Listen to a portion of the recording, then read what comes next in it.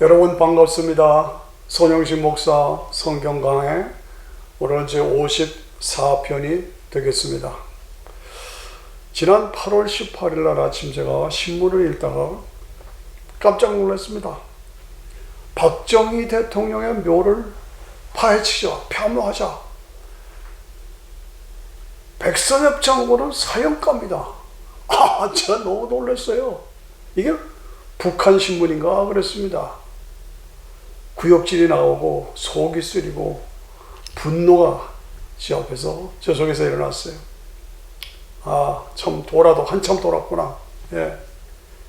그들은 한국이 오늘의 본성을 누리게 한 공로자들이죠.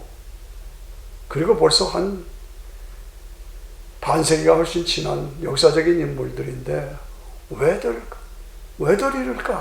이럴까? 참 이해가 안 가요. 부관 참사라는 말이 자주 나옵니다. 누가 누구를 부관 참사한단 말입니까?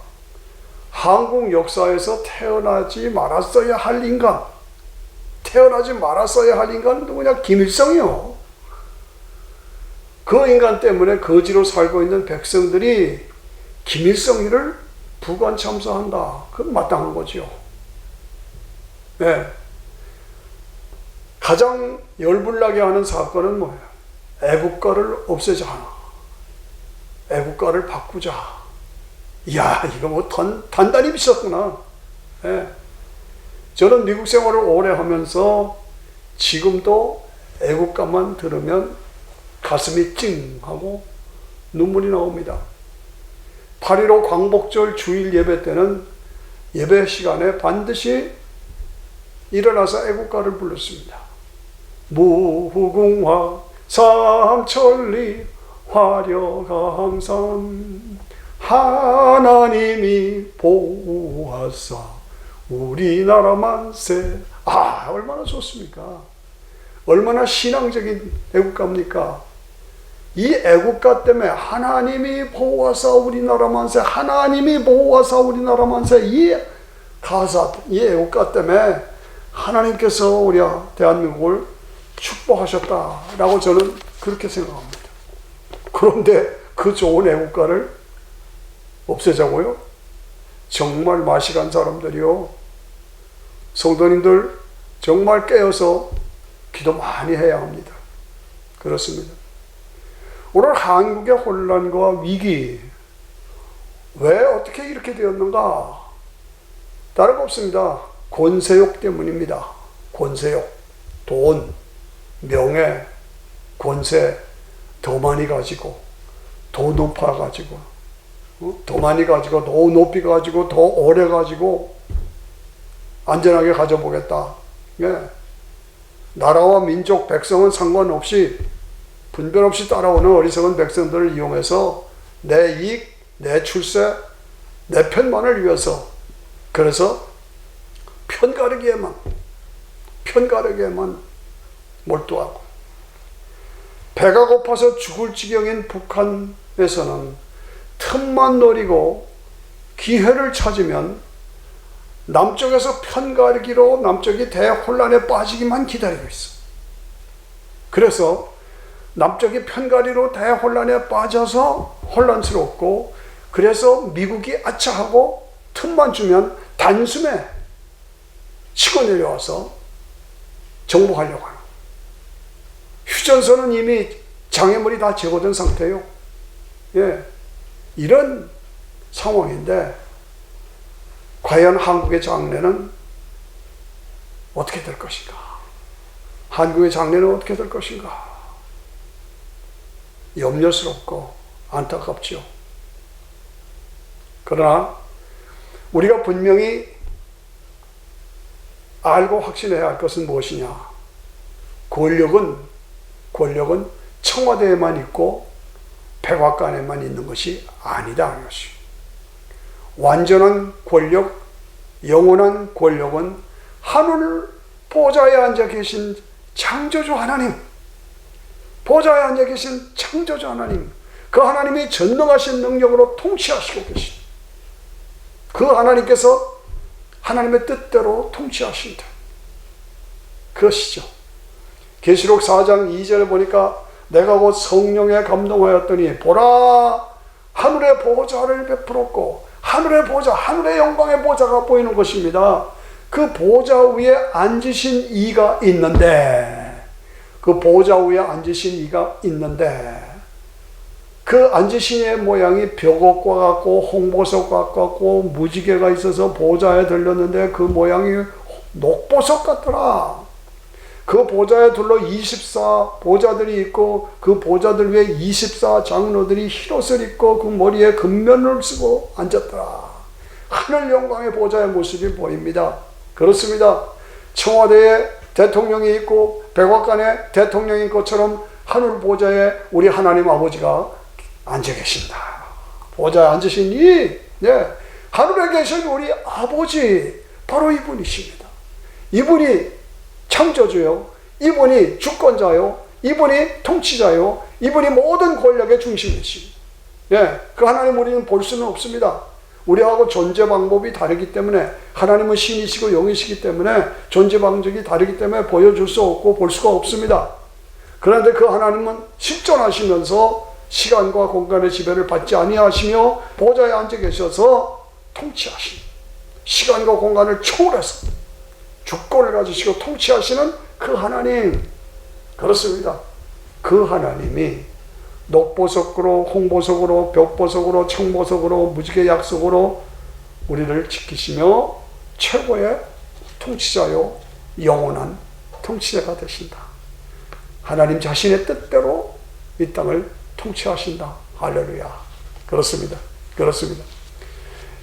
인간의 역사는 인간을 죄와 사망에서 구원하시려고 하는 하나님의 구원의 역사입니다.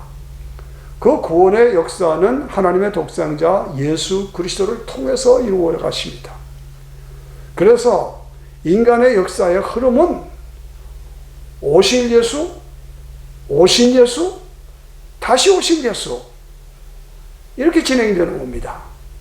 그런데 역사의 흐름을 보면 결국은 이스라엘과 유대 왕국이 망하죠. 그래서 나오는 것이 뭐야? 바벨론 제국이요. 그 다음에 바벨론 제국 다음에 페르시아 제국이요. 결국은 심판받아 망합니다.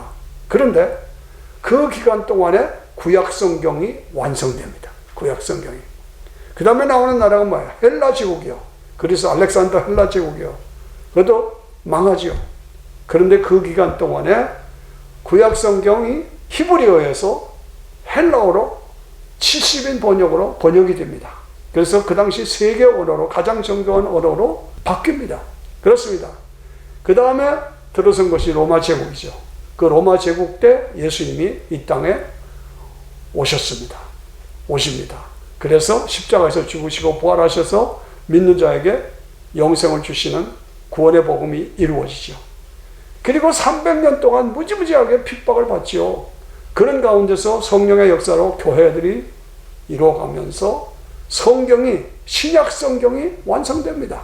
신약 성경이 완성돼서 드디어 콘스탄틴 대제 때 AD 313년 그 이후로 신약 성경, 구약 성경 합쳐서 66권의 성경이 이루어집니다. 그리고 이 성경 말씀이 온 땅으로 퍼져나가고 전파되어서 오늘 우리에게까지 들어오죠. 땅 끝까지 전파됩니다. 이게 무슨 얘기입니까? 성경을 통한 하나님의 심판과 구원을 볼 수 있다, 그 말입니다. 인간의 역사에는 사명이 있고 뜻이 있습니다. 하나님의 뜻이 있습니다. 왜 인간의 역사가 이렇게 보나? 뜻이 있어요. 사명이 있고 뜻이 있습니다. 근래 역사에서 가장 중요한 사건들이 1차 대전, 2차 대전이죠.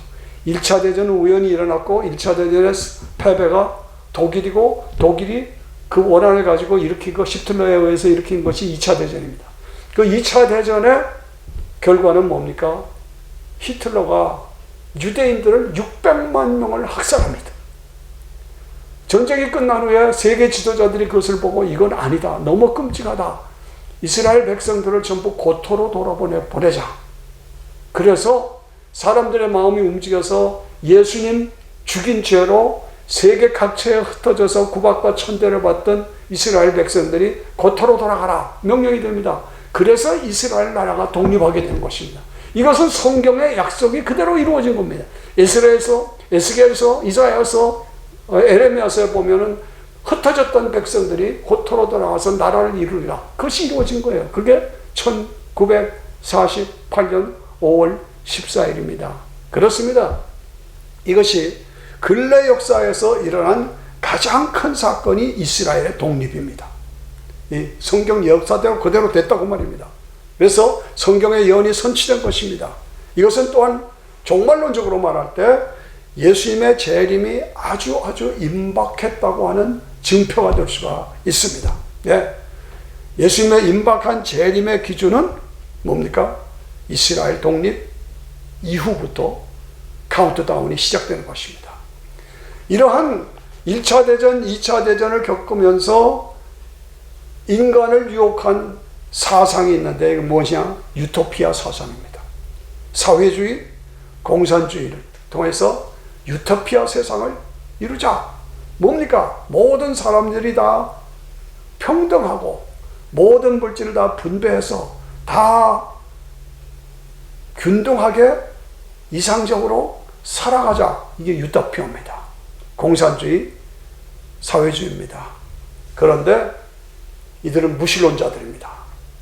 그런데 결과는 무엇이냐? 무서운 독재자들만 나온 겁니다. 결과는 우리가 보잖아요.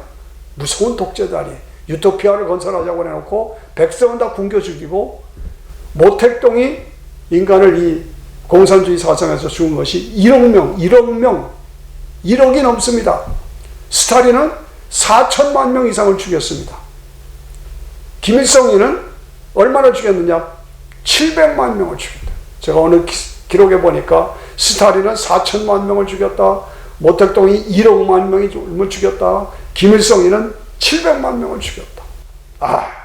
이런 사건입니다. 이게 공산주의요, 이게 사회주의요, 이게 유토피아를 만들겠다고 백성을 끌어들여 가지고 결국은 저희만 배부르고 백성을 죽인. 그런데 지금 한국 정부는 그 사회주의, 공산주의가 좋다고 그쪽으로 가자고 합니다.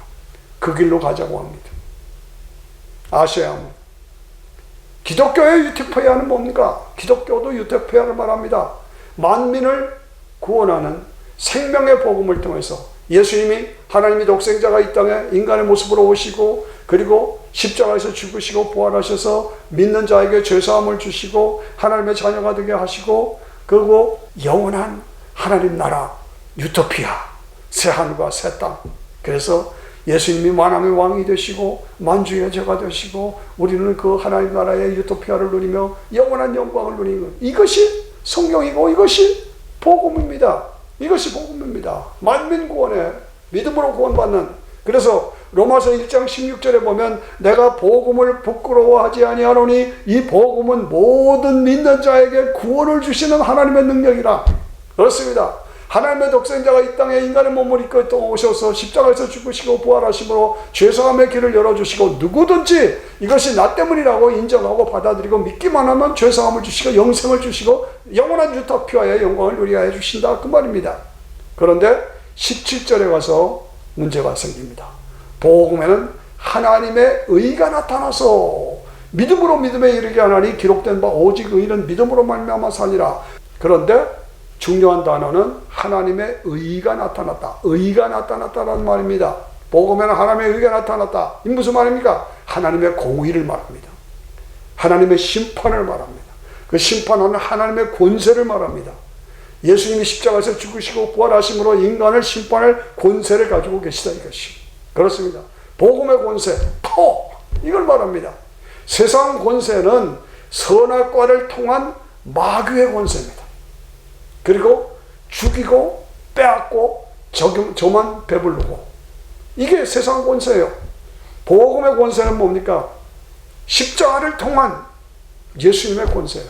자기가 죽고 희생하고 희생제물이 되어서 믿는 자에게 최소한과 영생을 주는 것. 이 세상 권세와 복음의 권세의 차이를 우리가 분명히 알아야 합니다. 인간의 역사는 마귀의 권세에서 나온 전쟁의 역사입니다. 그런데 복음의 역사는 인간을 죄와 사망에서 구원하시려는 구원의 역사입니다. 세상 권세는 마귀의 세 가지라 나옵니다. 결국은 파멸입니다. 뭡니까? 돌을 떡으로 만들어 먹으라. 세상적인 물질, 쾌락, 탐욕, 그 다음에 높은 데서 뛰어내려라. 명예, 나한테 절하라. 권세. 그런데 결국은 뭡니까? 이 세상 권세는, 마귀에게서 나온 권세는 결국은 파멸이요. 예, 하나님이 진노하시기 때문에 악은 반드시 심판하십니다. 파멸하십니다. 이게 인류 역사의 증거 아닙니까? 하나님의 심판의 맷돌은 천천히 그러나 정확하게 파멸됩니다. 때로는 하나님 어떻게 해서 악이 저렇게 흥황하도록 내버려 두십니까? 막 안타까울 때가 있죠. 그러나 때가 있다. 기다리라. 잠잠하게 놓는 때가 있으니까 기다려라. 하나님의 역사를 기다리라. 예, 그렇습니다. 정확하게 하나님이 심판하십니다. 세상 권세는 일시적이고 헛된 것이고 결국은 파멸이고 결국은 끝은 지옥입니다. 예, 따라서 세상의 모든 기준은 성경이 기준이 되어야 됩니다. 복음이 기준이 되어야 됩니다.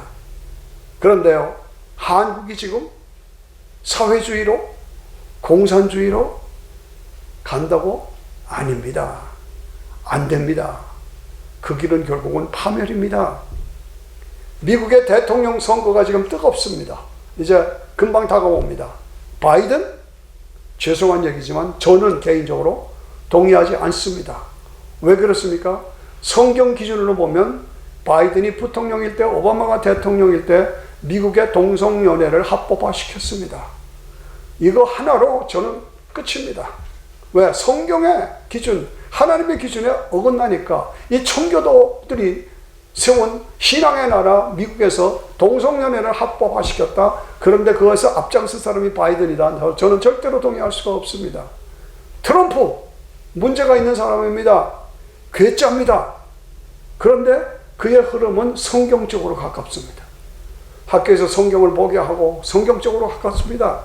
예, 무엇보다도 누가 대통령이든지 예수님만이 왕이시다 라고 선포하면서 사진을 찍은 사진을 좀 보시기 바랍니다. 예, 누가 대통령이든지 진정한 왕은 예수님이시다 라고 선포한 트럼프예요. 예, 미국의 대법원을 보수로 확고하게 자리 잡고 하는, 이게 성경을 기준으로 한 그 모습을 볼 수가 있습니다. 한국을 보십시다. 정광훈 목사, 황교안 전 대표, 그를 공격하고 그들을 코너로 몰고 가고 있습니다. 제가 이렇게 볼 때, 아, 기독교를 핍박하는 흐름으로 가고 있구나. 이걸 보면서 기독교인들, 성도들 정신 차리셔야 합니다. 그렇습니다. 한국이 혼란과 위기로 마치 배가 풍랑을 만나서 기울어지고 있는 현상이 지금 눈에 보이지 않습니까? 한국이 지금 기울어지고 가고 있습니다. 그런데 그 모양을 보면서 이건 아닙니다. 이렇게 가면 안 됩니다. 라고 깃발을 드는 목사가 있어야 될 거 아니에요. 교회가 그렇게 많고 목사들이 그렇게 많은데 누군가가 깃발을 들어야 될 거 아니에요. 근데 아무도 말 안 해. 아무도 말 못 해. 뭐 하는 거예요, 이게? 교회가 그렇게 많아서 so what? 뭐 하자는 거냐고. 아무 말도 못 하고. 예. 당신들은 아무렇지도 않다고 생각합니까? 저는 나라 밖에서 미국에서 볼 때 이거 상당히 위험하다고 한탄하고 있는 것입니다. 누군가가 말이라도 해야 될 거 아니에요. 그런데 전 목사가 했다 이거죠. 아, 그 사람 뭐 말도 그렇고 그렇다. 막 비난하고 자기는 안 하면서 남은 비난하고. 그럼 누가 하느냐 이거예요. 한 사람이라도 말이 좀 거칠고 그래도 막걸리 타입의 목사로 말을 막 해도 그러면 그 사람이라도 하지 않았냐 말이죠. 그러나 이 코로나 위기 속에서 좀 지혜롭게 다 오십시오만은 이 코로나에서 모두 다 마스크를 쓰십시오. 거리 간격을 잘 조정하고 좀 협조합시다. 이렇게 좀 부드럽게 했었으면 좋았는데 그게 지혜롭지 못해서 막 밀고 나가니까 문제가 생겨가지고 그래서 말을 듣는 거예요. 안타깝습니다. 지금 온 세계는 변화의 꼭지점에 와 있습니다. 그렇습니다. 코로나가 장기화되어가지고 온 세상이 혼란과 위기와 공포로 가득 차 있습니다. 미국의 코로나 확진자가 500만 명이 넘습니다. 코로나 죽은 사람이 18만 명이나 통계가 나옵니다. 그런데 언제 끝날지, 어떻게 될지 예측을 불가하는 것입니다. 그렇습니다. 그러면 이후에 더 좋아질 것이냐, 나빠질 것이냐? 저는 나빠질 확률이 더 많다고 생각하고, 신앙생활은 더 어렵게 될 거라고, 교회는 더 어렵게 될 거라고 생각을 합니다. 중국은 어떠냐? 중국은 지금 파멸로 가고 있습니다. 코로나로, 대홍수로, 메뚜기 떼들로 경제적으로 치료하고 미국과 중국이 충돌하는 가운데 지금 붕괴 현상이 일어나고 있습니다. 지금 지구촌 전체가 지구온난화로 갈수록 찜통으로 지금 가서 30년 안에 북극, 남극의 얼음 빙하들이 녹아서 지구가 물에 잠길 가능성을 지금 얘기를 하고 있습니다. 기후의 변화로, 지구의 변화로 이 징조가 심상치 않다는 것을 우리가 알아야 합니다. 누가복음 21장 10절에 보니까 또 이르시되 민족이 민족을, 나라가 나라를 대적하여 일어나겠고 처처에 큰 지진과 기근과 온역이 있겠고 또 무서운 일과 하늘로서 큰 징조들이 있으리라. 여기서 전쟁이 계속될 것이라, 권력의 싸움이 계속될 것이다. 그 다음에 뭡니까? 온역이 일어나겠고, 온역이 뭡니까? 전염병입니다. 전염병. 이 코로나 같은 전염병이 과거에도 수차례 있었습니다. 그러나 다른 것은 뭡니까? 이스라엘 독립 이전과 이후가 다르다고 아까 말씀드린 대로 그렇습니다. 지금은 이스라엘 독립이 이후고 코로나 것은 종말의 때를 우리가 알고 있어야 합니다. 세상 나라 사람들은 끝이 없이 전쟁과 권력 투쟁으로 정신이 없습니다. 하나님을 대적합니다. 영생의 복음을 거절합니다. 공허, 혼돈, 흑암, 어둠, 이것은 창세기 1장 2절의 말씀이에요. 땅이 혼돈하고 공허하며 흑암이 깊음에 있고 하나님의 신은 수면에 운행하시더라. 지금이 똑같은 현상입니다. 똑같은. 그런데 하나님은 이 혼돈과 공허를 그대로 두시지 않으신다. 빛으로 어둠을 물리치고 공허를 물리친다. 그리고 빛으로 세상을 새롭게 하신다. 계시록 5장에 보니까 하나님의 손에 심판의 두루마기 책을 가지고 오겠다고 했습니다. 누가 감히 하나님의 심판의 책 두루마기 책을 펼 것인가? 아무도 할 수가 없습니다. 그런데 5장 6절에 보니까 최종의 심판자 오직 예수 그리스도. 6절에 보니까 내가 보니 보좌와 내 생물과 장로들 사이에 어린 양이 섰는데 일찍 죽임을 당한 것들아, 십자가에서 죽으시고 부활하시고 승천하신 그 예수 그리스도, 어린 양이 나와서 보좌에 앉으신 오른손에서 책을 튀어니라. 예수 그리스도가 절대 권세자로 바로 그 예수님이 책을 펴시고 심판합니다. 심판자가 누구냐? 최종 심판자가 누구냐? 예수님이십니다. 심판의 기준은 뭐냐? 예수 믿었느냐 안 믿었느냐, 그것이 심판의 기준입니다. 믿었으면 천국이고 안 믿었으면 지옥입니다. 예수 천당, 불신 지옥입니다. 그래서 그 끝까지 신앙을 지킨 사람들이 계시록 7장에 보니까 번세를 가지고 하나님을 찬양합니다. 할렐루야, 전능의 주가 다스리신다. 할렐루야. 그렇습니다. 죽음 당하신 어린 양 피 흘리사 우리를 구원하셨네. 찬양과 존귀 영광 지혜 권능 주께 돌리세. 보좌 위에 앉으신 주의 어린 양. 찬양이 됩니다. 그렇습니다. 사랑하시는 여러분들, 애국가를 없애자고요? 하나님이 보호하사 우리나라 만세. 그 애국가, 우리 민족의 기도가 담긴 애국가를 없애자는 사람들, 정신 빠진 사람들입니다. 정신 차리셔야 합니다. 그러지 마십시오. 회개하고 예수 믿고 함께 할렐루야로 하나님을 찬양하는 영생에 동참해 하셔야 되지 않겠습니까? 그것을 위해서 기도합니다. 일시적인 세상 권세 때문에 장차 주님과 왕노릇할 영원한 권세를 잃어버려서는 안 됩니다. 하나님이 실존하시고 하나님이 존재하시고 하나님이 그렇게 통치자라는 것을 믿는 믿음이 있다면 세상이 이대로만 갈 수는 없다는 겁니다. 반드시 하나님께서 새하늘과 새 땅을 회복시킨, 새하늘과 새 땅으로 회복시킵니다. 그것을 우리가 믿어야 합니다. 그리고 그것을 믿고 그때를 기다리고 참고 세상을 살리는 자로, 사명을 감당하는 자로 우리가 살아가야 합니다. 누가? 내가. 누가? 여러분 한 분 한 분이, 우리 모두가 내가 살아서 세상을 살리는 자의 사명을 감당하십시다. 감사합니다.